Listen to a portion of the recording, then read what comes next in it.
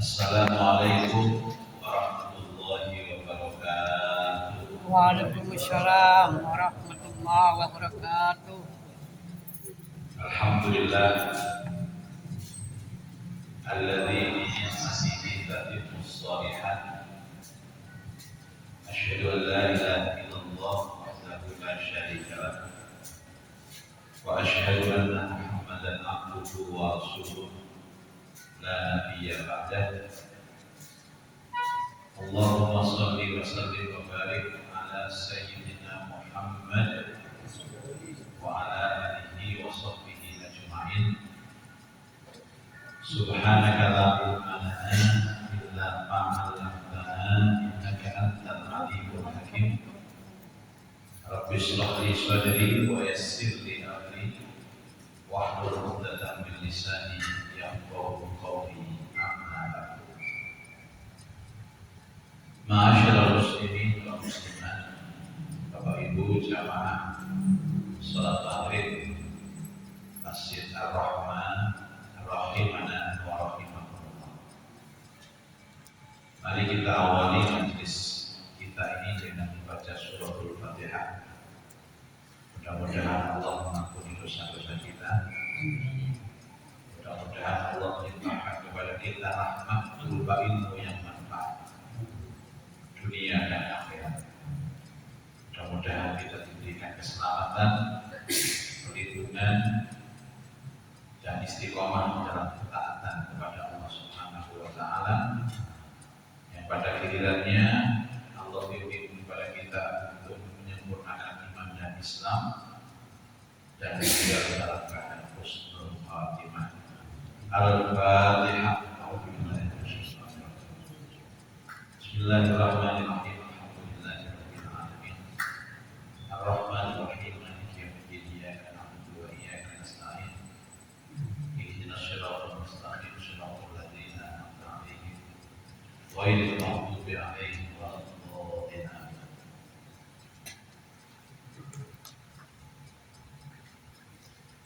Masih dalam kajian manusia berbondong-bondong masuk Islam. Sesaat menjelang wafatnya Rasulullah SAW, banyak sekali kelompok-kelompok yang berbondong-bondong masuk Islam. Ada yang masuk Islam karena ingin tahu lebih jauh tentang Islam. Ada yang masuk Islam itu memang sudah mengerti kalau Islam itu agama yang benar. Dan ada yang masuk Islam itu karena modus, karena kepentingan. Macam-macam orang berbondong-bondong masuk Islam. Sebagaimana kita sekarang ya, ada yang berislam karena memang taat kepada Allah, ada yang berislam karena takut sama mertua, ada yang berislam karena kepentingan, karena modus. Ini sudah ada sejak dulu, sejak zaman Nabi Muhammad SAW juga ada. Tapi orang yang masuk Islam itu dihargai. Jadi ketika mereka masuk Islam, yang penting bersyahadat, membaca dua kalimat syahadat, dia sudah masuk Islam. Lepas daripada motivasinya apa, tujuannya kenapa, itu urusan belakang. Sekarang kita membahas utusan dari Tujib.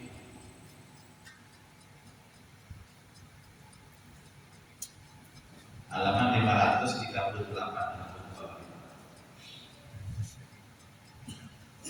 Para utusan ini datang sambil membawa sedekah kaumnya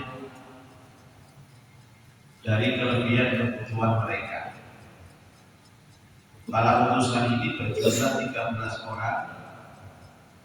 Mereka banyak bertanya tentang Al-Quran dan As-Sunnah untuk dipelajari.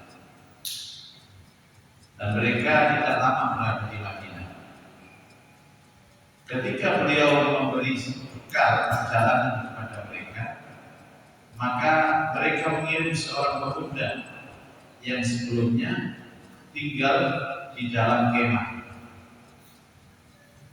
Maka pemuda tersebut menghadap Rasulullah SAW seraya berkata, demi Allah, tidak ada yang membuatku sibuk tentang urusan negeriku, melainkan hendaklah engkau berdoa kepada Allah agar mengampuni dan merahmatiku serta menjadikan kekayaanku ada dalam hatiku. Jadi utusan dari Tajib ini banyak mendengarkan penjelasan tentang Quran dan Sunnah. Penasaran Pak? Jadi memang orang yang masuk Islam itu landasannya penasaran. Tapi sudah bagus, masuk Islam sudah bagus. Seperti kita ini kan, masuk Islam tapi belum paham Islam. Masuk Islam belum paham Quran, belum paham hadis. Yang penting dapat hidayah, kepingin masuk Islam dulu. Sambil jalan, belajar Al-Quran, belajar Rasul. Nah, mereka ini mengirim pemuda untuk menghadap Rasulullah SAW, dan dia mengaku bahwa tidak ada yang lebih menyibukkan dirinya kecuali ngurus negerinya. Tolong doakan aku ya Rasulullah, doakan. Maka beliau berdoa seperti itu, sehingga pemuda tersebut menjadi orang yang paling merasa puas menerima keadaan dan tetap teguh dalam Islam. Ketika banyak orang keluar dari Islam, bahkan dia aktif memperingatkan kaumnya, menasihati dan memerintahkan agar mereka teguh hati. Para utusan itu bertemu lagi dengan Rasulullah SAW pada waktu haji wada. Ini pengaruh doanya Rasulullah SAW. Jadi ada seorang pemuda yang datang kepada Rasulullah dan meminta doa, doakan saya Rasul. Itu lumrah dilakukan oleh para sahabat. Kalau ketemu Rasul itu tidak minta doa itu enak. Kayak sekarang itu ya, ketemu Ustaz, utang duit. Yes. Gak minta doa, malah minta utang. Tapi ada Pak orang datang kepada kami itu, doakan saya. Ya, menyebutkan apa hajatnya. Kadang-kadang doakan saya supaya usaha saya lancar. Saya lagi usaha, lagi supaya proyek saya full. Lagi supaya macam-macam doanya Pak. Sudah ketemu, ketemu saya. Padahal proyeknya sudah full, ya, usahanya sudah lancar. Tapi gini, lo ini lancar, malah Pak Ustaz. Butuh doa jalan doa nih, wis full hasil sukses, lari ya kayak. Gitu. Ustaz itu di mana-mana mau diingat, tak mau. Tapi lari berlanjut.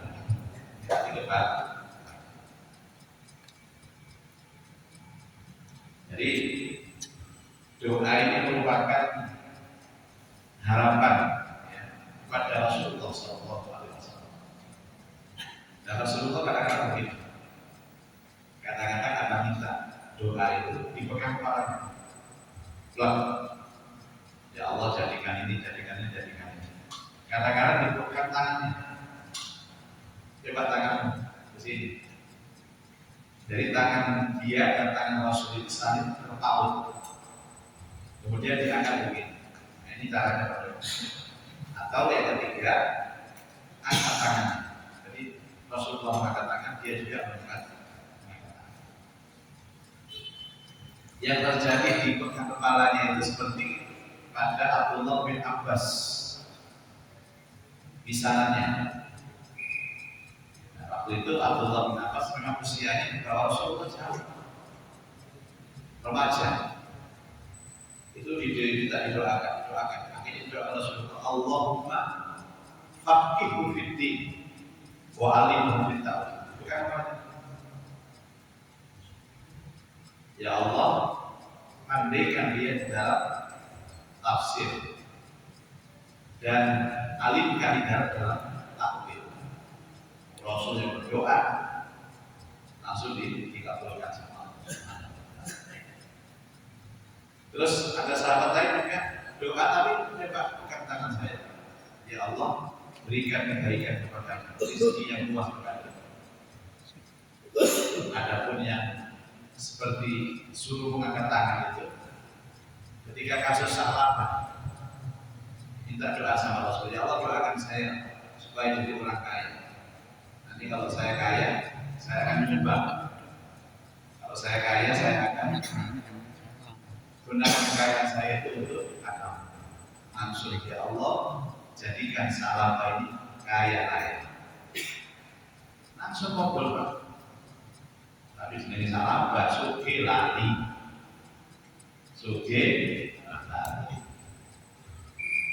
Itulah kebiasaan sahabat terhadap Rasulullah SAW. Termasuk pemuda ini dari Tujib, dia tenang hatinya karena didoakan oleh Rasul. Walaupun yang lain berpengaruh keluar dari Islam, dia tetap kokoh imannya, nggak terpengaruh berkah doa Rasulullah Sallallahu Alaihi Wasallam. Kemudian nomor 16, utusan dari Taif. Di antara para utusan itu terdapat Zaid Al-Khair.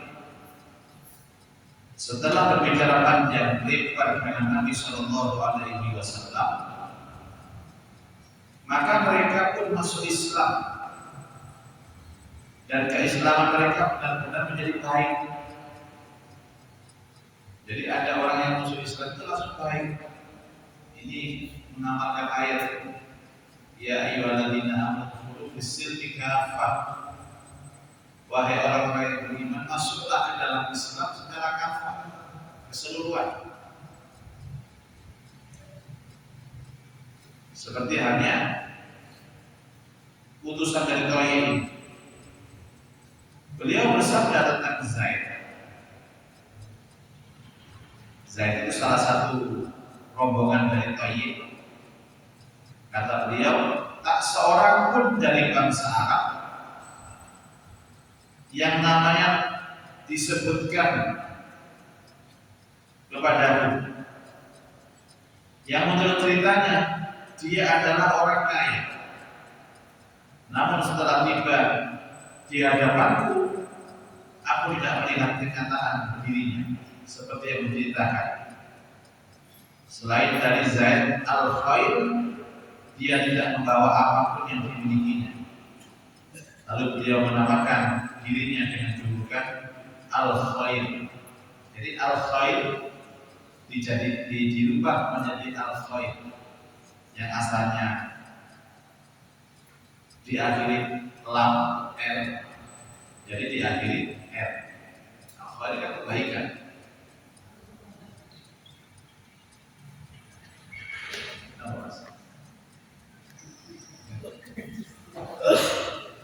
Kirim apa? Kue.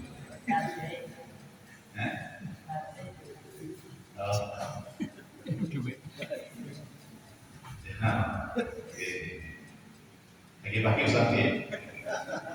Ada rumah meninggal. Uang dengar. Jadi begitulah para utusan datang secara bergiliran selama 2 tahun 9 dan 10 Hijriah. Para penulis sejarah dan peperangan menyebutkan beberapa utusan dari penduduk Yaman,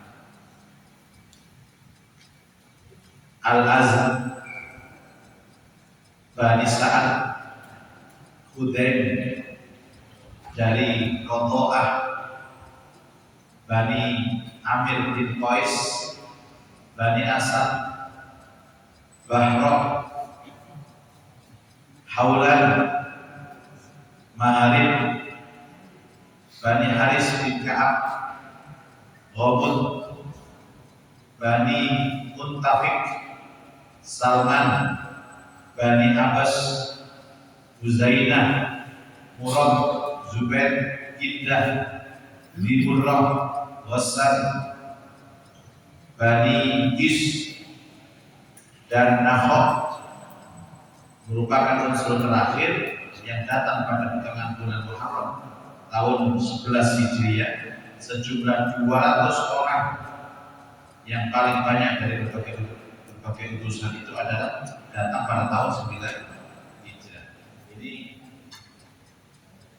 pengarang kitab ini memang detail sekali. Jadi cerita-cerita tentang sejarah Rasulullah SAW dari yang paling penting diceritakan sampai ada orang yang masuk Islam, orang yang diceritakan, nama-namanya pun diceritakan. Bagi kita ya susah menghafalnya, susah menghafal nama-nama, susah. Jadi nama-nama itu begini, kenapa kita ya susah menghafalkan nama-nama jamaah ini? Kenapa? Karena sering ketemu. Coba kalau nggak ketemu, susah menghafal nama-nama ini. Atau sering disebut nama-nama sahabat, yang paling hafal ya empat sahabat ini. Ulama Rasyidin, Abu Bakar, Umar, Utsman, Ali, itu paling hafal. Ada yang pernah menghafal tapi nggak pernah disebut lagi, lupa. Itulah hafalan. Orang menghafal Al-Quran itu wajib diterus. Karena kalau nggak terus dia lupa. Apalagi hadis, Quran masih mending Pak, dipakai imami, pakai ngaji. Nah hadis, kalau nggak dibaca, dia diajarkan, dan mengajar dia pasti lupa. Makanya persyaratan rawi hadis itu dianggap dhobit. Dhobit itu kan kuat hafalannya, kuat hafalan. Sekali menghafal dia tidak lupa lagi. Itu persyaratan rawi hadis. Itu ada dhobit namanya, hafalannya itu kuat. Nah kalau tidak kuat ya kita pakai hadis. Ini apa Rasulullah ngomong? Oh ya. Waduh, kalau larian itu kalau sudah dari rawi hadis, cukup dari jamaah saja, lari kan resiko. Apalagi kadang-kadang kita itu suka makan makanan yang rentan, cepat lupa. Ada makanan-makanan yang kita makan itu cepat lupa. Kenapa tadi? Nasi bebek. Ya itu betul. Nasi bebek itu salah satu makanan yang membuat kita lupa. Enak itu. Apa? Ada banyak lagi. Kedatangan para utusan secara terus-menerus dan bergiliran ini menunjukkan seberapa jauh dakwah Islam yang sudah bisa diterima secara menyeluruh, kekuasaan dan pamornya ke seluruh pelosok Jazirah Arab. Ada yang pernah bertemu Rasulullah, ada yang tidak pernah bertemu Rasulullah sama sekali. Seperti kita juga. Kita ini kan tidak pernah bertemu Rasul dan tidak pernah bertemu sahabat. Tapi kita beriman kepada Nabi. Beda dengan sahabat-sahabat yang memang pernah bertemu dengan Rasul. Rasulullah SAW pernah bersabda, khairukum qarni, tsumma alladziina yalunahu, tsumma alladziina yalunahu. Sebaik-baik generasi adalah kalian, sahabat. Kemudian generasi berikutnya, kemudian generasi berikutnya. Jadi generasi terbaik itu sahabat. Kenapa alasannya? Karena pernah berjumpa dengan Rasulullah, mendengar suara Rasulullah, berjumpa dengan Rasulullah, satu majelis dengan Rasulullah. Itu para sahabat. Ngerti jelas-jelas Rasulullah. Generasi yang kedua siapa? Yang terbaik, tabi'in. Kenapa generasi terbaik? Karena menangis sahabat yang berguru langsung pada Rasulullah. Yang ketiga, tabi'ut tabi'in. Muridnya tabi'in. Kenapa? Karena mereka berguru kepada tabi'in dan tabi'in berguru pada sumbernya langsung, yaitu sahabat kepada Rasulullah Sallallahu Alaihi Wasallam. Dan generasi terus.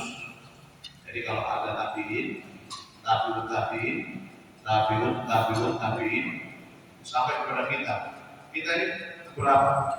Mungkin tabi'ut baru ini tabi'in.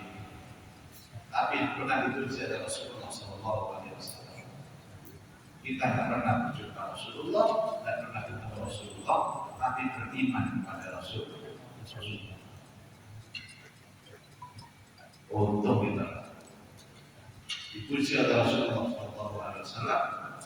Ada kelompok manusia yang tidak pernah bertemu dengan aku, tapi beriman kepada, yakin kepada. Dari siapa kita yakin? Kenapa kita yakin pernah ketemu Rasul? Kenapa? Ya dari ulama-ulama kita, dari guru-guru kita. Setelah turun-temurun mengajarkan ilmu kepada kita, baik ilmu Quran maupun hadis. Makanya ngaji itu kalau bawa buku aman, kalau bawa buku aman. Ngaji tafsir bawa Al-Quran, ngaji hadis bawa kitab hadis. Tidak melenceng kemana-mana. Ada semua dalam bukunya.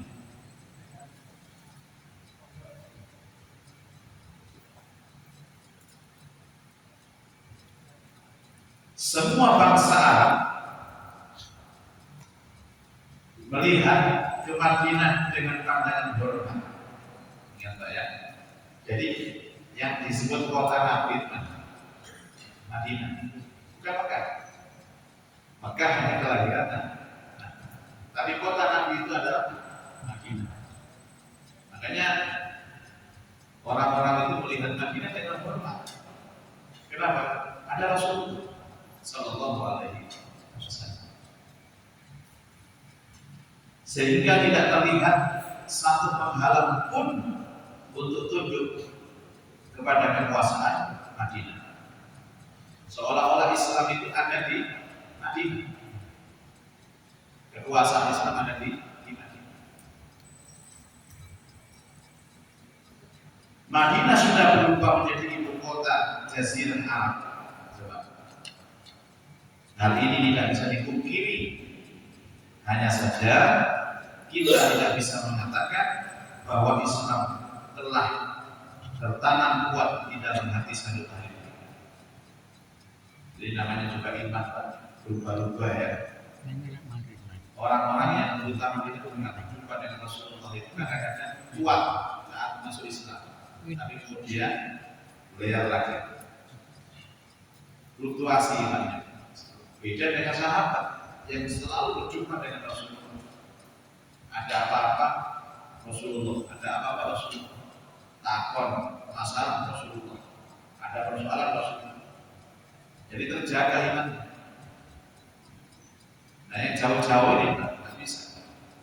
Nah sekarang ini kan dekat. Apa? Karena ada sosial media. Informasi tentang Islam itu ada dalam sosmed.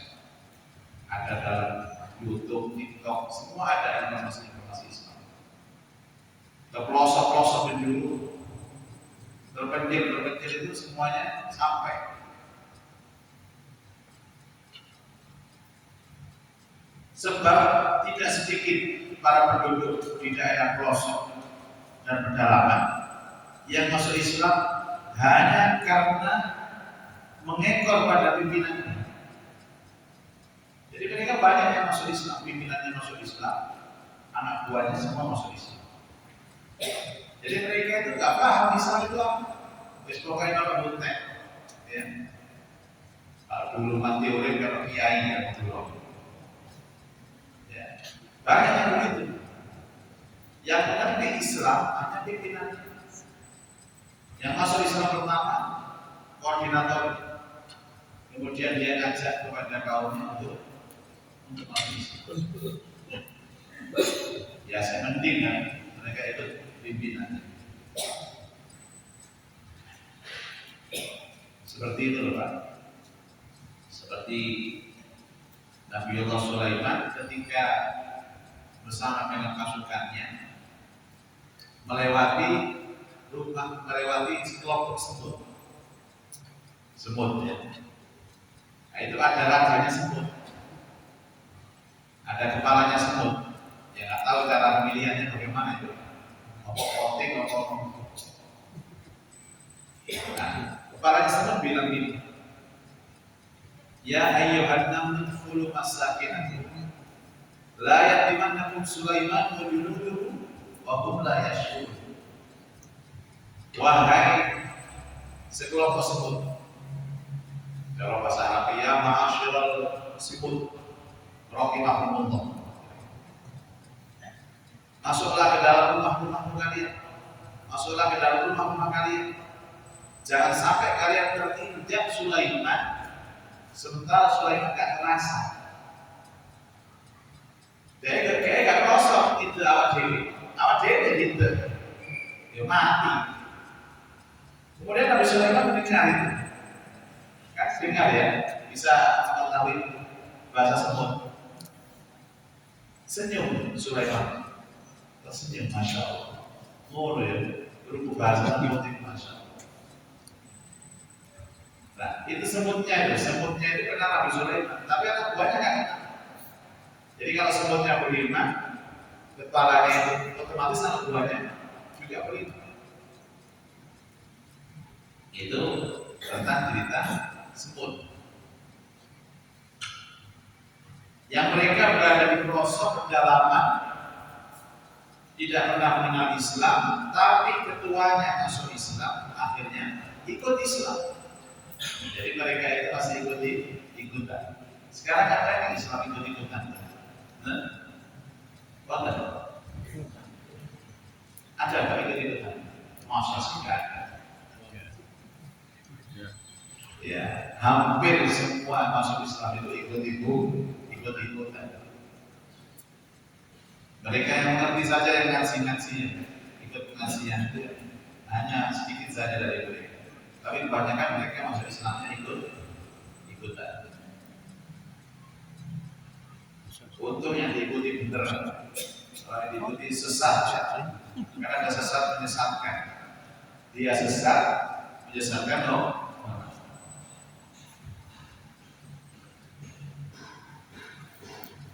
Padahal hati mereka belum bersih, coba.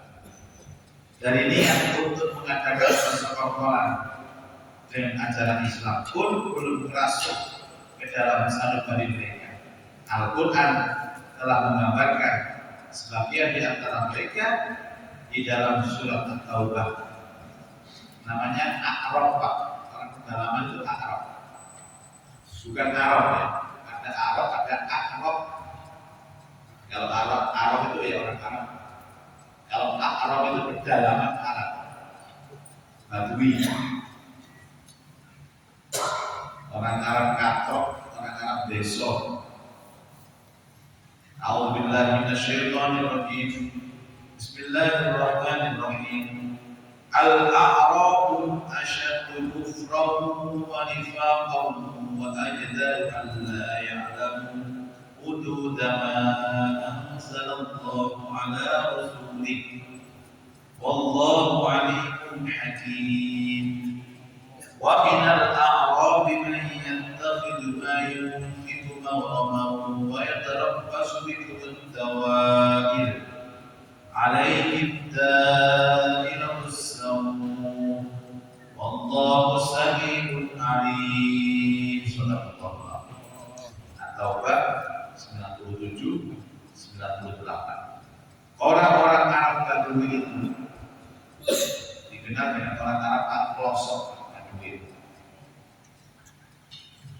Lebih sangat kekafiran dan kemunafikannya, dan lebih wajar tidak mengetahui hukum-hukum yang diturunkan Allah kepada Rasul. Jadi orang-orang Badui itu Pak, kalau kafir nemen kafir, kalau munafik ya nemen munafik. Itu orang Arab. Dan Allah Maha mengetahui lagi Maha bijaksana. Di antara orang-orang Arab Badui itu ada orang yang memandang apa yang dinafkahkannya di jalan Allah sebagai suatu kerugian dan menanti-nanti marah bahaya menimpa. Jadi kalau disuruh saudara itu merasa rugi. Saya dapat apa? Jadi itu hitungan. Kalau sekarang ada orang saudara itu hitungan ya Arab lah. Kalau tidak itu turunannya Badui. Kalau tidak Badui ya turunannya Badui. Mereka lah yang akan ditimpa mara bahaya dan Allah mendengar lagi Maha mengetahui. Jadi orang loman, orang yang dermawan itu kan orang yang sangat sadar bahwa dia telah berislam. Tandanya orang yang Islamnya baik itu loman. Loman itu apa? Ya kalau Allah memanggil untuk bersedekah, dia siap. Baik untuk masjid maupun untuk pesantren, untuk sekolah, macam-macam. Tapi orang nggak sadar dengan sedekah, yang tidak sadar dengan pemberian, itu orang nggak Islam. Kalau nggak Islam, itu kepura-puraan, medit. Dan orang kulit itu dikategorikan sebagai orang kafir. Alladzina yaquluna wa yaquluna an-nasa bil-bukhl wa yaktumuna ma atahumullah min fadli. Orang-orang yang bakhil, yang medit dan menyuruh orang yang medit serta menyimpan apa-apa yang telah diberikan Allah kepadanya. Terus wa a'tadna lil kafirina adzaban muhina, dan telah kami siapkan kepada orang-orang kafir itu, di mana kepada orang-orang bakhil ada menghina, ada yang menghinakan. Namun Al-Quran juga memuji sebagian orang, sebagian yang lain. Ada juga Arab yang baik. Ini dia. Wa minal a'rabi man yu'minu billahi wal yawmil akhir wa yattakhidhu ma yu'minu qurbatin 'inda Allahi wa salawatir rasul. Ala innaha qurbatun lahum sayudkhiluhumullahu fi rahmatihi innallaha ghafurur rahim. Ini Arab yang baik atau Badui yang baik. Di antara orang-orang Arab Badui itu ada orang yang beriman kepada Allah dan hari kemudian, dan memandang apa yang dinafkahkan di jalan Allah itu sebagai jalan untuk mendekatkan diri mereka kepada Allah, sebagai jalan untuk memperoleh doa Rasulullah SAW.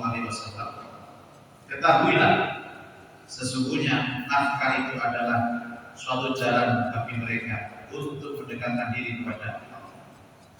Kelak Allah akan memasukkan mereka ke dalam rahmat-Nya atau surganya. Sesungguhnya Allah Maha Pengampun lagi Maha Penyayang. Jadi ukuran agama itu benar, ya kan, sedekahnya, infaknya. Apakah dia orang termasuk orang yang dermawan atau orang yang mudah mengeluarkan itu, ataukah orang yang nyetol? Bukan sholat siapapun orang bisa, mudah, karena nggak mengeluarkan, nggak bodoh. Barang sholat poin masuk banyak rival Islam yang mereka sholat poin, karena paradigma sholat poin beda-beda. Ada yang jalannya untuk mendekatkan diri kepada Allah. Kalau kita nggak sedekah, tidak mungkin dekat kepada Allah. Ada yang masih sayang. Ada yang kalau kita mengeluarkan sedekah itu rugi. Dalam perhitungan itu, sedekah kan dari kata syirik. Apa syirik? Syirik membenarkan. Makanya Abu Bakar As-Siddiq itu disebut As-Siddiq karena apa? Karena membenarkan. Satu-satunya sahabat yang sedekah seluruh hartanya kepada Rasulullah SAW adalah Abu Bakar. Abu Bakar telah membuktikan keimanannya dengan cara sedekah seluruh hartanya tanpa terkecuali. Tersisa hanya bajunya saja. Sampai iri, Umar itu iri. Umar itu separuh hartanya iri pada Abu Bakar. Utsman itu 300 ekor unta terbaik, tapi masih ada uangnya di rumah.